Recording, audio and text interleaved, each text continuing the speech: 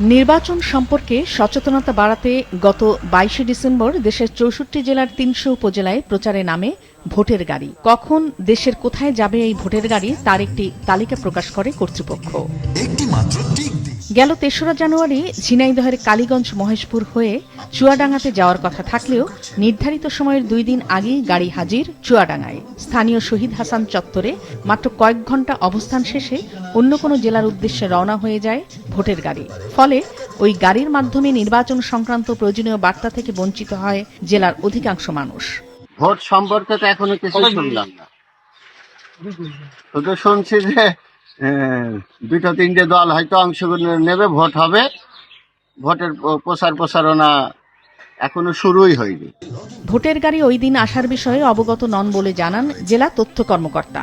তো যদি আমরা আরো আগে জানতাম বা প্রত্যেককে যে যে দপ্তরের সাথে সংশ্লিষ্ট ছিল সেই সমস্ত দপ্তরকে কানেক্ট করে করা যেত, তাহলে বোধহয় এটা আরো একটু ফলপ্রসূ হতো। সব মশার বিরুদ্ধে সুরক্ষা দিতে এলো বসুন্ধরা এক্সট্রিম অ্যারোসল, মশার বিরুদ্ধে এক্সট্রিম সুরক্ষা। একই অভিযোগ মেহেরপুরের অধিকাংশ মানুষেরও। কখন কোথায় ভোটের গাড়ি এসে আবার চলে গেছে সে সম্পর্কে কিছুই জানেন না দাবি তাদের।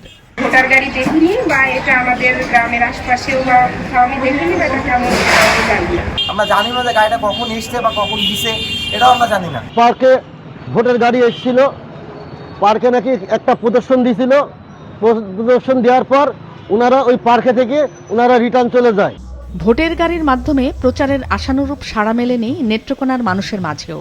শুধু ভোটের গাড়ি সম্পর্কে এই উপজেলার আশপাশের লোকজন জানছে বা সরকারি কর্মকর্তারা জানছে, এতে তো আসলে সাধারণ জনগণের কোনো লাভ হচ্ছে না। যে উদ্দেশ্যে ভোটার গাড়ি তৈরি করা হয়েছে সেই জনগণই যদি, ভোটাররা যদি সেটা না জানে, তাহলে এই ভোটার গাড়ি কোনো প্রয়োজন আছে বলে মনে করি না। এখন পর্যন্ত নেত্রকোনায় ভোটের গাড়ি বা ওদের কোনো কার্যক্রম আমার চোখে পড়ে নাই। সংস্কৃতি বিষয়ক মন্ত্রণালয়ের উদ্যোগে গণভোট ও সংসদ নির্বাচনের সচেতনতামূলক বার্তা পৌঁছে দিতে ভোটের গাড়ির প্রচারাভিযানের শেষ দিন ছিল গেল 6 জানুয়ারি।